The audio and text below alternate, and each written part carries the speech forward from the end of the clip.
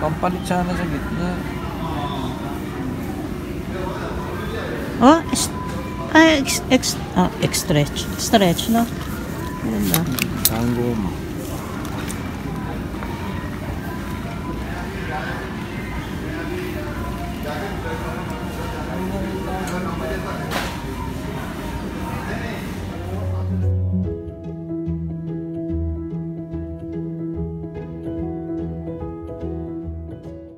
May bata kasi, lakas-lakas kayang umiyak. Kaya, nag-mute na lang ako. Ayan, naghahanap lang kami ng mga sale. Kasi actually, may hinahanap ako dapat na na pants. Kaso wala naman dito pala yung sale na pants. Bibili sana ako nito, kaya lang ito. Ayoko nang maiksi yung sleeves.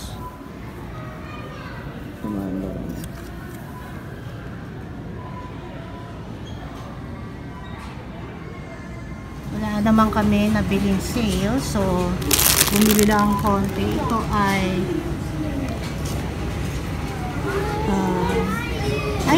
$8 pala. Ang tingin ko 6. Ano ba yung 6? Mali pala ito. $8 pala yung chicken breast. Tapos walang akong makita talagang yakisoba, so yan na lang. And then mura ngayon ang strawberry 3 plus. Yan. Strawberry. Tapos eggs. Kasi walang brown eggs sa Costco, so dito na kami bumili. Garlic is naku yung nabili kong garlic, Wala ako chinik. 90 cents, 99 cents, and ito 6 pieces for $8, $8.80. At pahinga muna, nandito kami sa McDonald's. Ay kumain ni husband, gusto ko lang mag-ice cream. Tapos hanapin ko yung may sale. Isang Walmart yun, baka online. Late upload lang to ha, kasi baka akala nyo nagka-car wash kami during water restriction kasi nga may nasirang main water pipe dito sa Calgary. Pero ito ay medyo hindi na to sakop ng water restriction. Ayan, nag-wash lang ng sasakyan ng asawa ko bago kami pumunta sa aming gustong puntahan na Mediterranean grocery na ngayon ko palang mabibisita.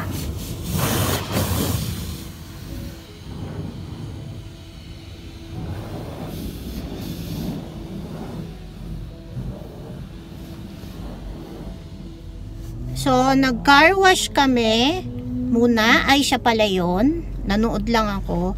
So, after nun, may nakita kasi ako dito sa Facebook, yung Mediterranean na market. So, shoso lang ako kasi nakalagay, ay, kinakagat niya yung kanyang daliri. Ano ba yan?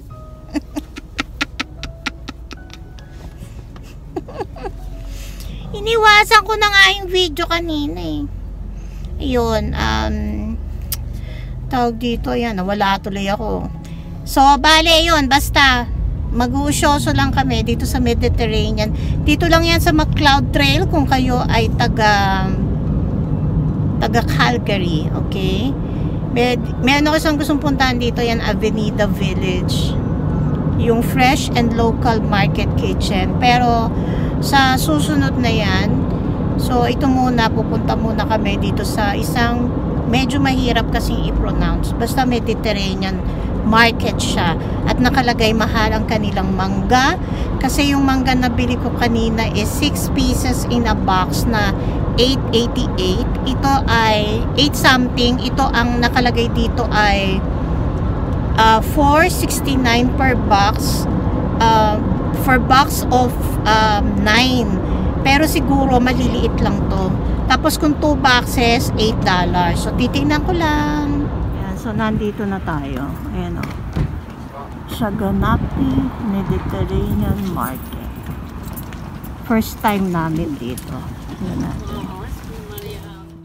Nag-edit ako uli kasi meron palang sounds yung store. Although, iba naman yung kanyang music, hindi ko rin sure kung baka magkaroon lang ako ng copyright. Itong store na to, itong grocery ng Mediterranean ay hindi naman ganong kalaki. Ayan pala, olives.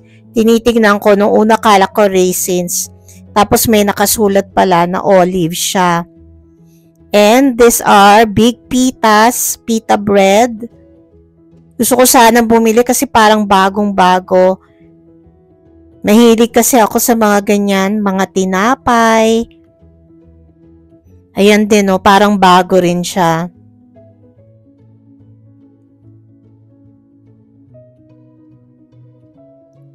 Gusto ko makakita ng iba-ibang klaseng food ng Mediterranean. Siyempre may mga baklava na usong-uso sa kanila kasi sa kanila nga galing. Ito yung kanilang fruits. Kaya kami talaga pumunta rito is because, ito muna oh. Ngayon lang ako nakakita niyan. Yung fresh green almonds. Diba? Nakakatuwa. Kasi syempre nakikita ko lang siya yung almonds na ano, yung pinaka nuts na talaga. So eto nga siya. 469 248. Medyo maliit siya pero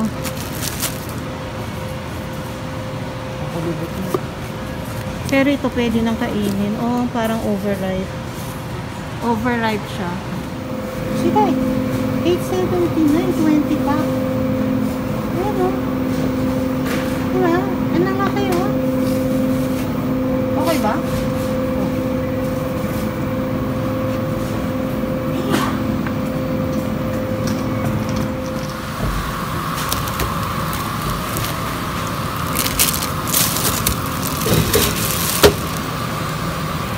Beef bone marrow, $15.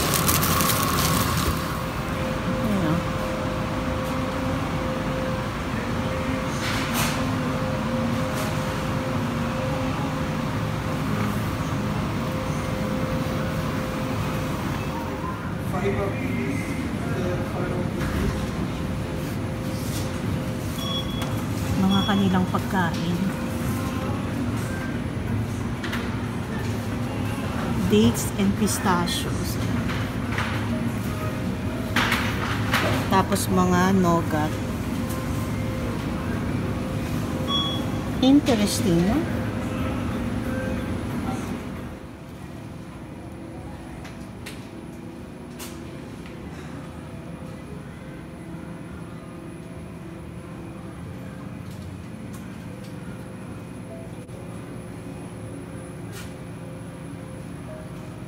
Different cheeses.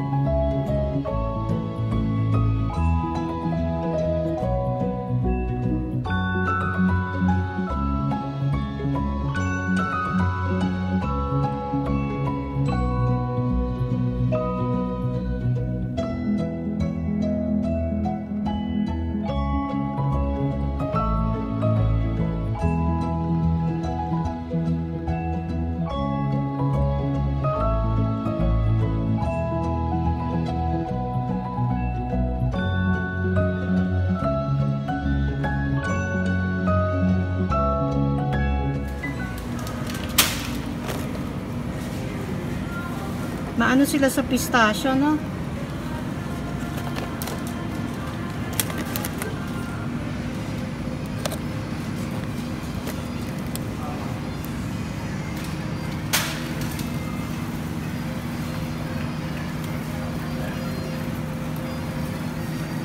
Gusto ko mag-try, pero gusto ko isang peraso lang kasi bang hindi masarap. Marami din silang klase ng mga nuts na tinda, iba-ibang flavor. Naku, curious ako, pati yan, no, yung pistachios. Meron din siyang mga flavor.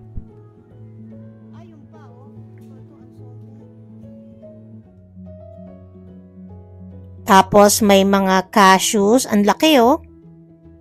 And mixed nuts.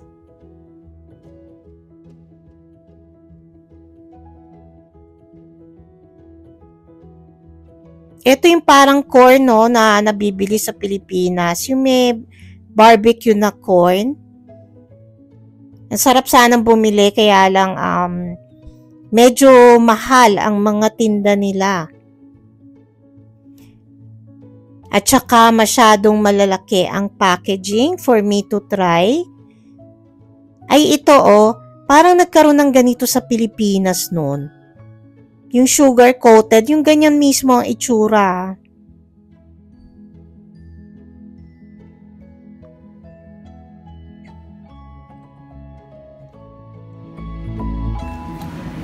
Ito ang kanilang chocolate naman to. Dark chocolate with caramel.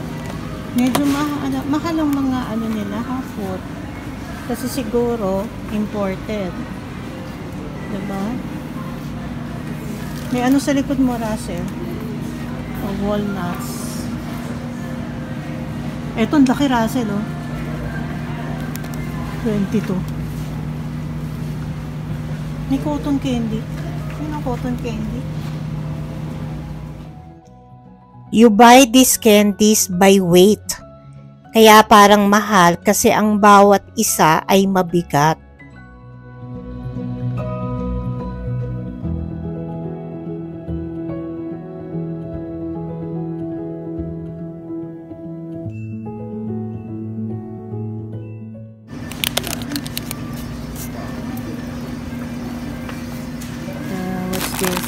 Let's see. Hindi ko alam kung ano to. Pear. Ito apricot.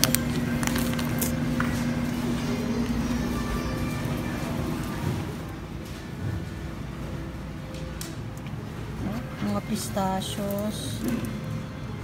Talagang maano sila sa pistachios, tsaka sa mga olive. Lumabas na kami, maliit lang yung store nila. Tapos syempre may mga specialty products na hindi naman natin kilala. So, may mga gusto akong subukan pero nakakatakot at may kamahalan din ang mga tinda. Kaya, yun, bumili lang ako ng mais at ano nga ba yung binili ko isa? Basta, nakita nyo na yun. Pinakita ko na. Hindi ko maalala nung may binili namin. 2 piraso lang.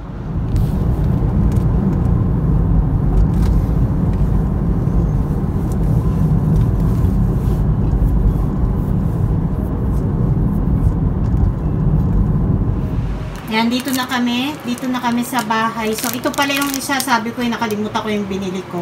So, ito yung pasta na may butas sa gitna. May tinda sila nun. Tapos ito, binoboil ko na ang corn.